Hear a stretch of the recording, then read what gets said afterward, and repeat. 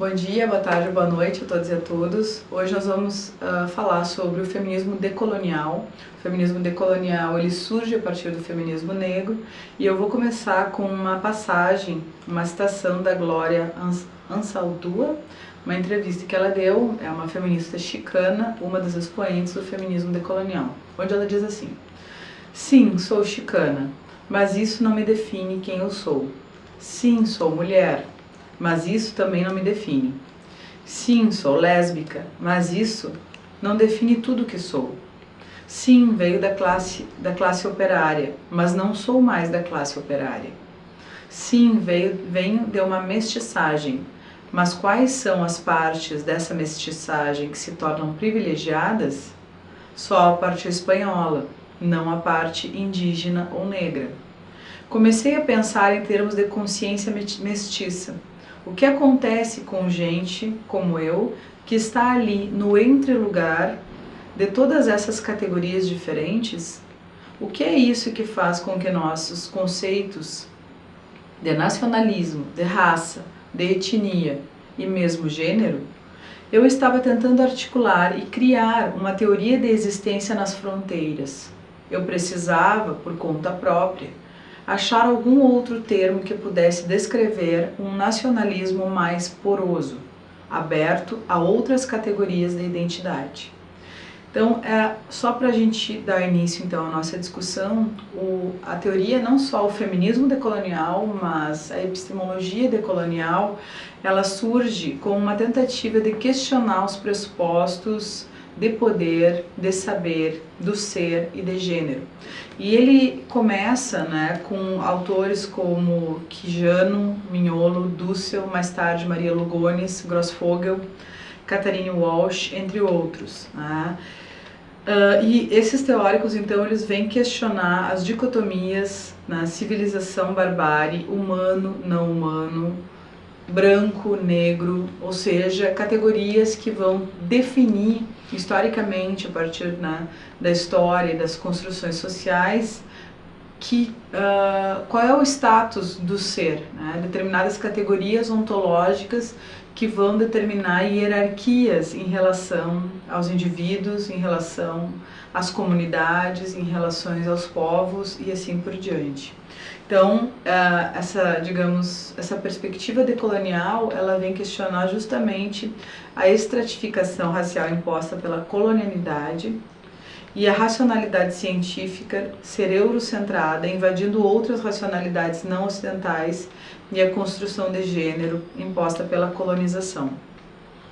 Então, o processo de colonização, ele está ancorado em dois eixos principais, que são os eixos do patriarcado e o eixo do racismo. Então, o patriarcado regula as relações sociais de gênero e também as preferências sexuais e o faz em relação a uma autoridade, em relação à economia, que nós vamos ver nas próximas aulas, mas também não só em relação à economia, em relação ao poder, definindo, por exemplo, políticas públicas que vão atender a uma determinada parte da população e outras vão ser excluídas dessas políticas, mas também ela, como eu disse, ela está na base, ela está fundamentando também relações ontológicas, relações ontológicas e relações epistêmicas, de que, por exemplo, que tipo de conhecimento é um conhecimento que tem um status científico, por exemplo. A gente sabe que uma das categorias fundamentais também que esses autores vão colocar é do racismo epistemológico. Por exemplo, a Vandana Shiva traz muito essa questão também de que os saberes comunais, os saberes que estão arraigados nas comunidades, do bem viver, das concepções do que é uma vida boa das comunidades, em geral de comunidades rurais, por exemplo, eles são os saberes transmitidos pela tradição, pelos avós, pelos bisavós, muitas vezes são questionados em relação à legitimidade desse tipo de conhecimento. Então, só para a gente, o conhecimento também das tradições indígenas, das comunidades indígenas, de determinadas plantas, que são boas para determinados fins. A gente pode pensar também nos incas, como eles como é que se dava a produção agrícola deles, que até hoje é um grande mistério, como que eles construíam aquele sistema de plantação, aquela agricultura, que estava também baseado em um tipo de conhecimento tradicional, mas que a gente talvez colocaria em dúvida se aquilo é um tipo de conhecimento científico também, né? Então, uma série de questões que a gente poderia trazer como exemplos para pensar como é que se dá e como é que se deu historicamente essa legitimação de determinadas ontologias, determinadas epistemologias e assim por diante. Então, o racismo, né? Essa questão que digamos, que o feminismo decolonial traz, né, que é extremamente importante, é de que tradicionalmente, a partir do processo colonizatório, a gente tem essa definição do que é o humano e o não humano, o que é o ser ou o não ser, né? A partir justamente da classificação dos seres humanos e da determinação de determinadas hierarquias. E essas hierarquias, né, elas são definidas também não só em relação à questão da raça, mas também em relação à questão da classe. E aí a gente vê o vínculo importante que o feminismo negro já tinha trazido, que é as imbricações, as relações que se dá entre raça e classe. Quer dizer, classe muitas vezes informa a raça e raça necessariamente informa a classe.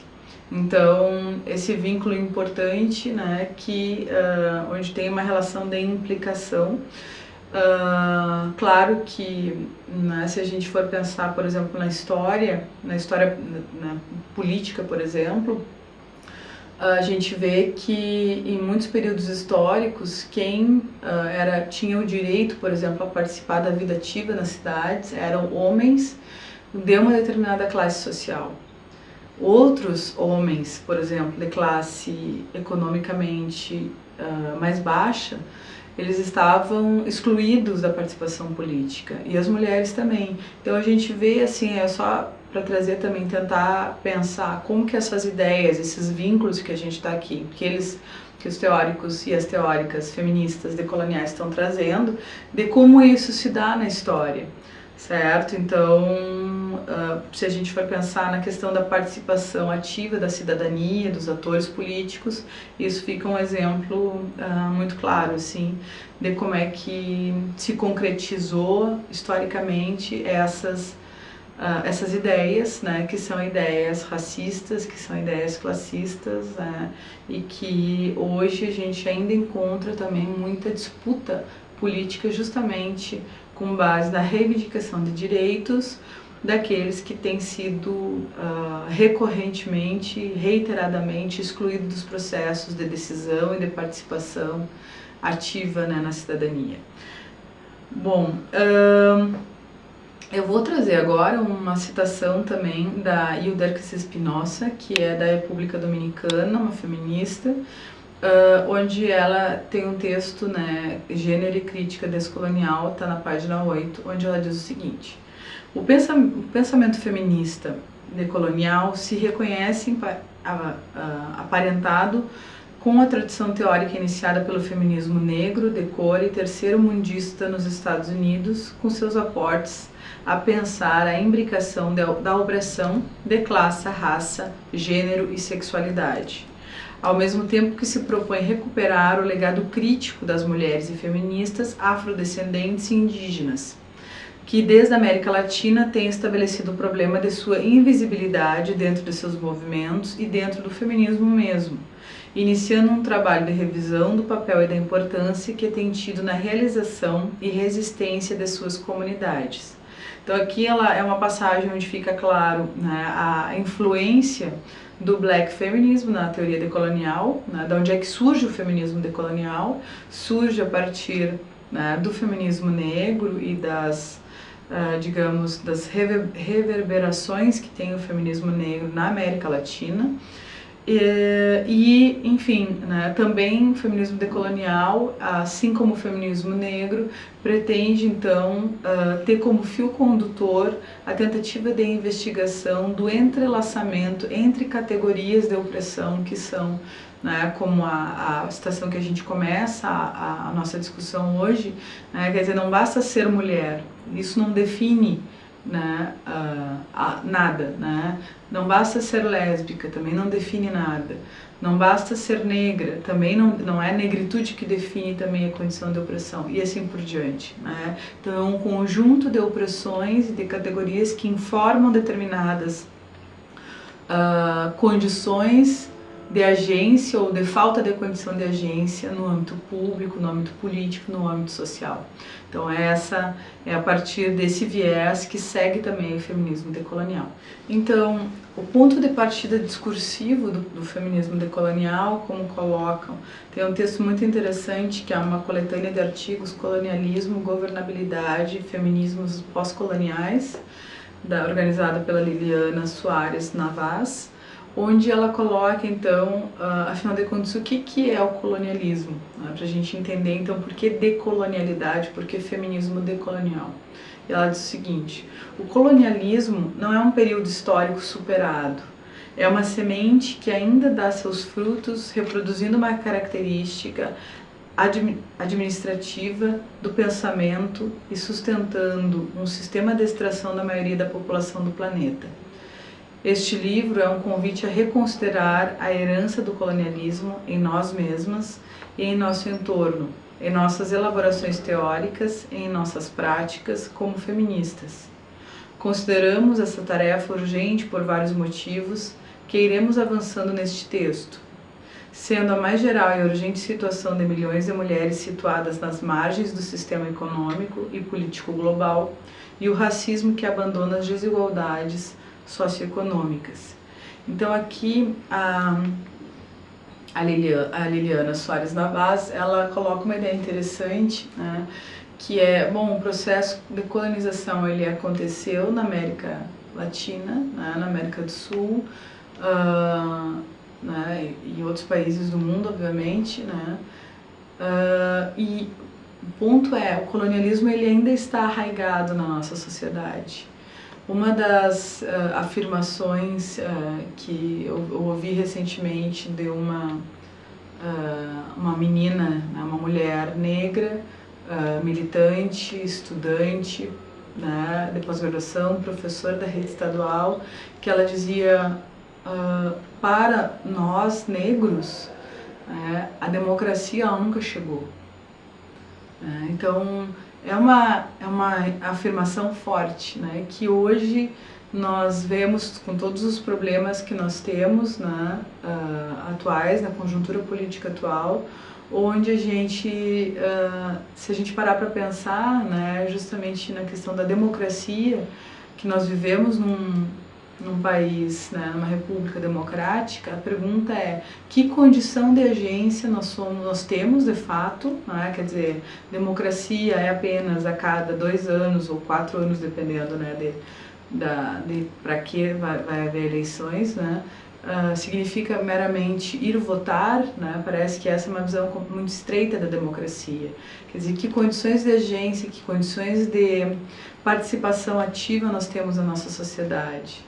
Os nossos direitos, né, constitucionais, que são garantidos na Constituição, eles de fato, eles estão vigentes, eles estão em vigor.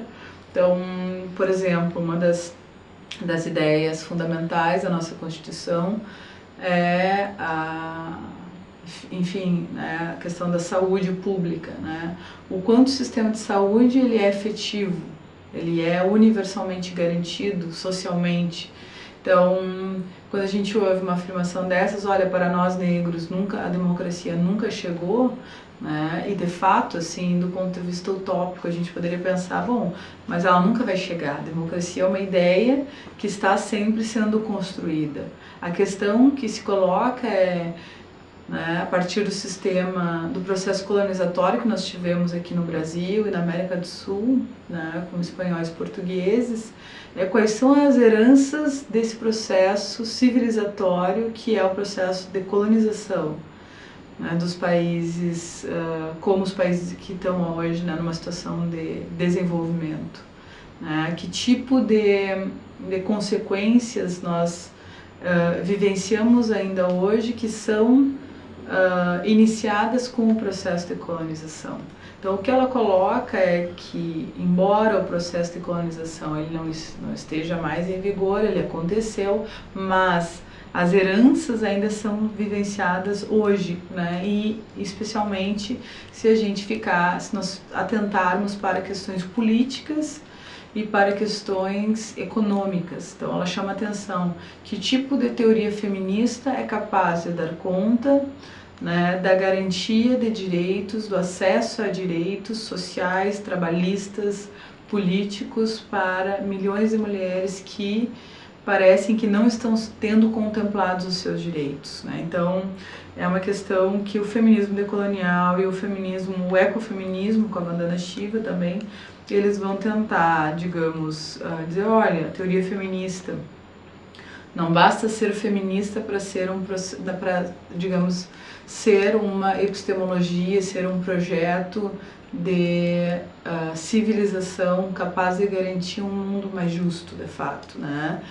Não basta se dizer feminista para se dizer, né, digamos, progressista, porque justamente tem determinadas correntes do feminismo que estão, digamos, ao lado dessas concepções políticas que reiteram práticas de exclusão social. Então essa é a questão, né? Que tipo de teoria feminista é capaz de garantir não a exclusão, mas a inclusão social? E aí, obviamente, a gente poderia se perguntar, bom, mas essa inclusão social tem que ser só para mulheres? Parece que justamente não é isso que elas têm trazido, né? Parece que esse projeto de inclusão social é um projeto amplo de inclusão social, é um projeto de civilização, né? Um projeto civilizatório para a humanidade. Então, é uma crítica forte ao próprio feminismo e como é que o feminismo vem sendo construído historicamente. Bom, então algumas das principais ideias, né? Uma das principais ideias, então, é o questionamento dos saberes, né? E do feminismo do mainstream ocidental hegemônico por, digamos, reiterar determinadas reivindicações, como se a gente pensa no feminismo norte-americano hegemônico, onde uma das principais questões e disputa por direitos era a possibilidade de trabalhar fora de casa, né? Quer dizer, não só trabalho doméstico, mas poder também participar da vida pública, ocupar cargos políticos, cargos públicos, ter direito ao trabalho.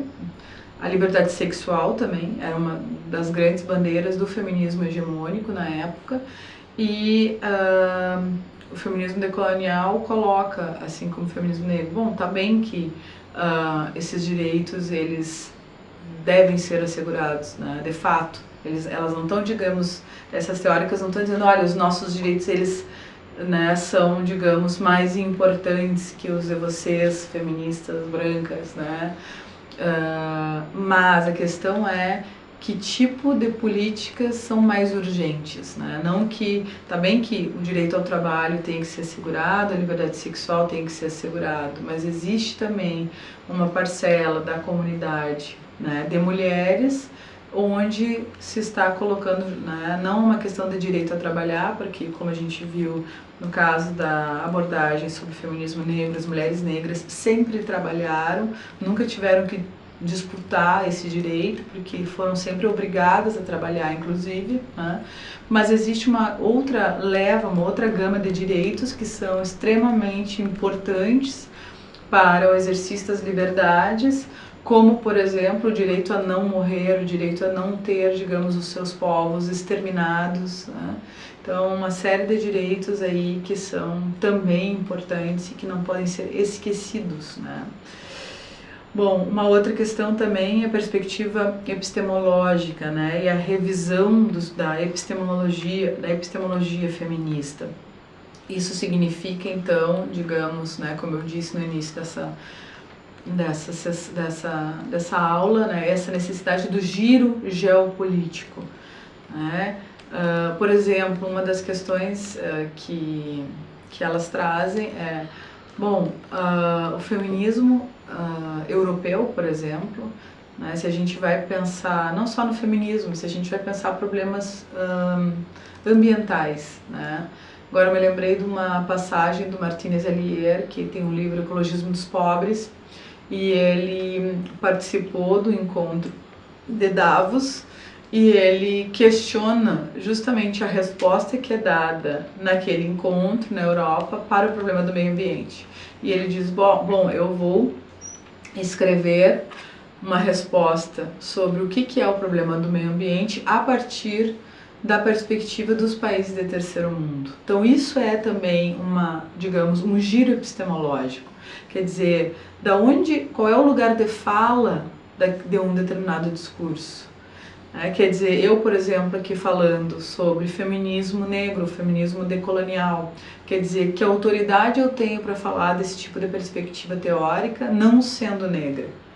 Quer dizer, são questões bem complicadas e complexas que a gente tem que, enfim, trazer também para o debate, porque se por um lado eu não sou negra, né, e vou falar sobre feminismo negro, tem essa questão que é justamente importante, que é do protagonismo de quem fala, por outro lado também se coloca uma questão da responsabilidade por parte, né, dos professores, por parte daqueles que estão, digamos, nesse lugar de fala, que é também trazer textos e dar visibilidade para uma corrente de pensamento epistêmica dentro do feminismo, que é o feminismo negro e o feminismo decolonial, né?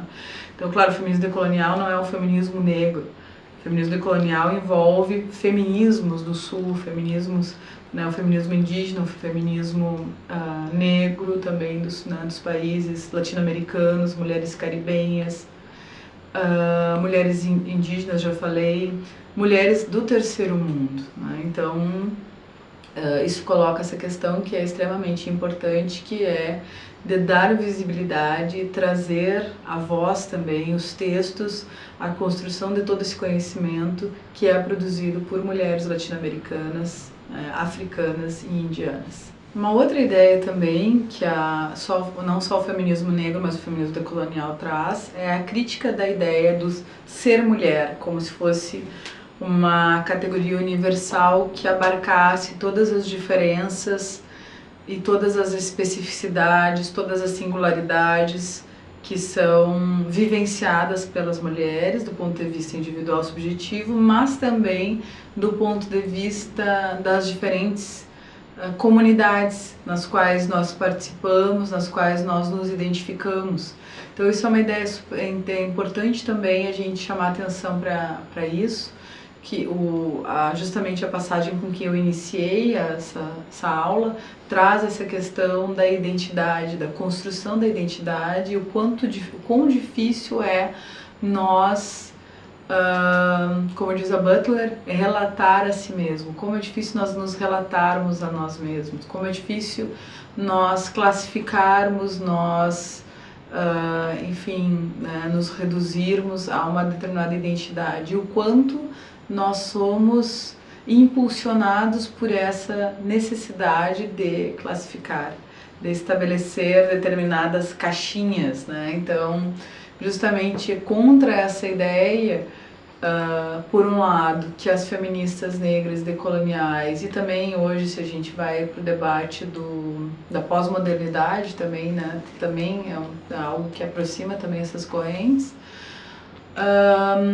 Por outro lado, né, na medida que de fato é importante a marcação do território, das reivindicações locais, dos valores, dos diferentes, né, da necessidade do respeito e digamos, da garantia de direitos para determinadas comunidades locais, também se ergue um problema, que é um problema não só de justificação de princípios, mas também de justificação por direitos, que é a seguinte, e elas, claro, elas estão cientes disso, né, que elas dizem, olha, ao mesmo tempo em que nós precisamos olhar para o indivíduo, para o específico, para as singularidades, para as comunidades e as suas reivindicações locais, ao mesmo tempo, na medida em que determinados direitos reivindicam a sua legitimidade, se está passando então a, digamos, a tentativa justamente, né, de garantir direitos. Isso significa dizer, nós temos direitos, nós exigimos a garantia de determinadas reivindicações, e isso já é um processo então de tentativa de universalização, né? Quer dizer, de garantia dessa verdade, certo? Então é um problema, como eu disse, é um problema tanto teórico do ponto de vista da justificação, que essas teóricas aqui, diferente, por exemplo, do discurso pós-moderno, eles, né, quer dizer, a principal luta é a luta, a reivindicação por direitos, a luta por direitos. Então, já a partir desse problema não se pode então dizer, não, vamos justificar esses princípios a partir de um relativismo global, né, que todo discurso ele é válido, ou qualquer discurso é válido, porque justamente, né, ao fazer isso, né, esse tipo de perspectiva abre né, o espaço para um opositor, né, por exemplo, um neonazista dizer, bom, mas os meus valores também são verdadeiros. E eu também, né, estou aqui levantando a bandeira de, digamos, o melhoramento da espécie humana, e para o melhoramento da espécie humana, como o nazismo justamente trouxe essa ideia, nós precisamos eliminar outras vidas, certo? Então, se coloca aqui, como eu disse, é um problema de justificação filosófica, epistêmica, e ao mesmo tempo é um problema de reivindicação por direitos, né? Quer dizer, é uma questão também política. Então, elas não podem, esse tipo de discurso, o feminismo negro, o feminismo decolonial, não podem abandonar a ideia da universalização, né? O problema é que elas colocam é que essa ideia ela não pode ser uma ideia vazia, não é do ser mulher que eu vou conseguir garantir direitos para as para os determinados valores locais, os direitos locais que são reivindicados em diferentes comunidades, mas é justamente ao contrário, é a partir da reivindicação dos direitos locais e das diferenças que se ergue então a pretensão de validade. Claro, quando a gente fala validade, é um sentido forte, né, de validade daqueles direitos, ou seja, da universalização daqueles direitos, né, de que eles são de fato legítimos, certo? Então, essa é uma questão importantíssima, assim, do ponto de vista filosófico, né, e que está implicada nessa questão da crítica à universalização, mas, por outro lado, também, né, essa universalização ela tem que se dar a partir da diferença, a partir do ponto de vista empírico, né. Bom, uma outra questão, então, outras duas questões, né, que a gente vai voltar ainda nessa aula, é a valorização da comunidade, do bem viver, dos valores locais e contextuais, como eu disse, sem cair num relativismo, numa posição relativista, e além disso, então, a tese, né, de que há uma posição anticapitalista, né, e a denúncia das políticas econômicas neoliberais, ou seja, nós temos, como diz Angela Davis, né, que desatrelar, né, a ideia de que o capitalismo ele é justamente o sistema em economia que vai garantir a democracia, é justamente ao contrário. E essa ideia ela está tão arraigada no senso comum que as pessoas não conseguem desatrelar a ideia de que democracia ela é uma ideia anticapitalista. Por quê? Porque a democracia ela justamente prevê o exercício das liberdades, a expansão das liberdades, a possibilidade do exercício não só de direitos políticos, mas também de direitos sociais, de direitos trabalhistas, e isso não combina, digamos assim, com um sistema capitalista que justamente depende do sistema de exploração por parte dos trabalhadores em relação, né, quem detém os meios de produção. Mas isso a gente vai entrar mais no final da aula e ao longo também das próximas aulas. O problema é que fica e que não se tem respondido, assim, né, os economistas, eles, e também o feminismo decolonial e o feminismo ecofeminismo, eles trazem justamente essa crítica, por exemplo, ao agronegócio, aos glifosatos da vida, assim, a produção de soja, né, aos fertilizantes, aos antibióticos, tudo isso. Mas o ponto é, bom, que economia, que sistema econômico então nós vamos colocar no lugar, né?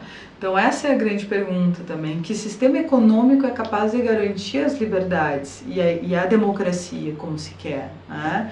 Então essa é uma pergunta complexa, né? E que se tem tentado, né, agora justamente com Istvan Meszaros, com Georges Reagan, né, que é o fundador da ecologia, que é um economista, Martinez Alier, que eles trazem, olha, de fato, né, como casar a ideia, né, digamos, da liberdade, né, que nós temos num sistema capitalista, como casar essa liberdade com equidade é o grande problema, né?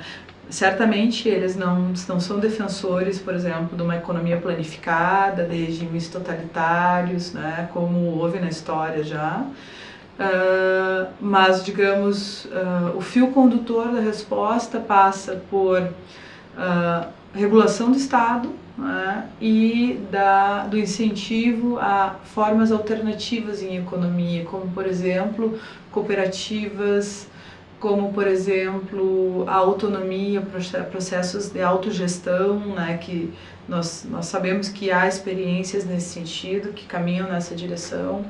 Então, a resposta, embora não tenha, digamos, nenhum projeto muito bem definido, até onde eu sei, né, caminho nessa direção.